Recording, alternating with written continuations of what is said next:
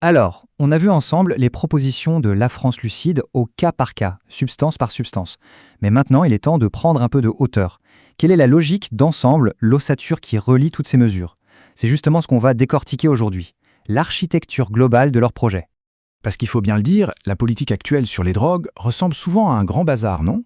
On a un produit interdit ici, un autre toléré là, sans qu'on pige vraiment la logique derrière tout ça. La vraie question, c'est est-ce qu'on est condamné à ce chaos ou est-ce qu'un système plus cohérent est seulement imaginable?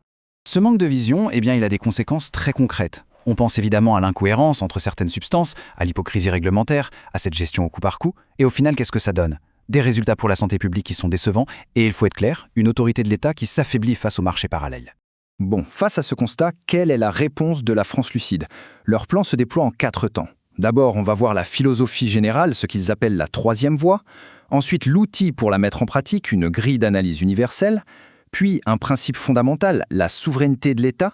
Et pour finir, on verra 3 preuves concrètes de la cohérence de ce nouveau système. Allez, on attaque avec le premier pilier. L'idée de cette troisième voie, c'est avant tout de sortir d'une opposition stérile, d'une dichotomie qui, on le voit bien, a échoué. Il s'agit de refuser de choisir entre 2 extrêmes qui ont tous les deux montré leurs limites. Et ces 2 extrêmes, les voilà. D'un côté, on a la prohibition aveugle. Résultat, c'est inefficace, ça alimente les marchés noirs et ça stigmatise les usagers.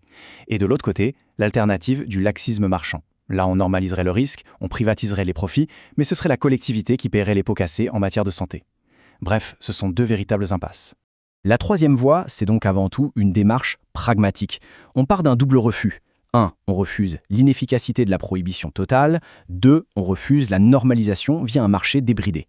La conclusion logique, c'est quoi? C'est que l'État doit reprendre la main.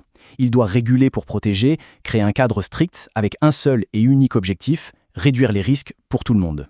On passe au deuxième pilier. Et là, on touche vraiment au moteur intellectuel de toute l'architecture, à l'outil qui est censé garantir la cohérence de A à Z. On va passer du jugement moral à une évaluation objective du risque. Cette phrase, elle est absolument centrale. Elle résume tout le changement de paradigme. Ça veut dire qu'on arrête de prendre des décisions pour l'affichage, pour le symbole. La seule et unique boussole, c'est l'impact réel et mesurable sur la santé publique. Et voilà cet outil, la grille universelle. C'est vraiment le point clé, la fin du 2 poids, 2 mesures. Chaque substance, sans aucune exception, passe au crible de ces 7 critères objectifs. On ne se demande plus si c'est bien ou mal, on analyse les faits. Le risque sanitaire, le potentiel de dépendance, l'impact social et même le potentiel thérapeutique. C'est la base même d'une politique qui se veut rationnelle. Tout ça nous amène logiquement au troisième pilier, la reconquête de la souveraineté de l'État. L'idée est simple. Face au marché noir, aux appétits du marché privé, il n'y a qu'un seul acteur légitime pour piloter ce sujet ultra sensible, et c'est la puissance publique. Et ça porte un nom, la souveraineté sanitaire. Le concept est fondamental. C'est le rôle de l'État et de personne d'autre de contrôler toute la chaîne, de la production à la distribution. Cette mission ne se délègue pas, ni aux trafiquants ni à des intérêts privés. L'objectif est double, protéger la santé publique et assécher les réseaux criminels. Et cette souveraineté, ce n'est pas un vain mot. Ça se décline en leviers très concrets. On parle d'une traçabilité de A à Z, d'une régulation stricte des points de vente, d'une information de santé publique qui se base sur la science et évidemment de la limitation de toute forme de promotion. C'est l'État qui reprend vraiment le contrôle sur tous les aspects du sujet. Ok, on a donc nos 3 piliers, la troisième voie, la grille d'analyse et la souveraineté de l'État. C'est bien sur le papier, mais concrètement, qu'est-ce que ça change? On va voir maintenant 3 preuves que ce système est plus logique et plus protecteur que celui qu'on connaît aujourd'hui. Première grande force, on met fin à l'hypocrisie. Aujourd'hui, on traite l'alcool et le cannabis de façon complètement différente pour des raisons culturelles et historiques, pas scientifiques.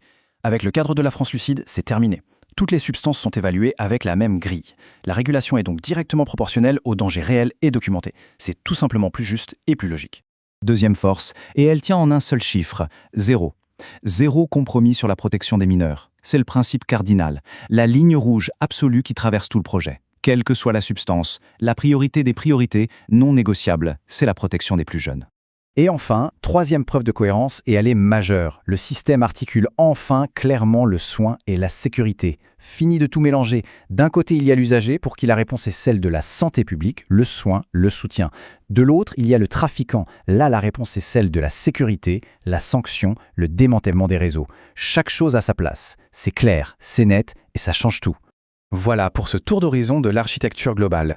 Pour celles et ceux qui voudraient aller plus loin, creuser le sujet, le document cadre qui a servi de base à cette analyse est bien sûr disponible, le lien est dans la description.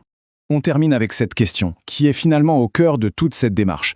Est-ce qu'une politique adulte, au fond, ce n'est pas tout simplement une politique qui a le courage d'affronter la complexité du réel? Plutôt que de se réfugier dans des postures simplistes, eh bien c'est peut-être ça la véritable responsabilité. Regarder la réalité en face, dans toute sa complexité, pour essayer d'y apporter une réponse pragmatique et lucide.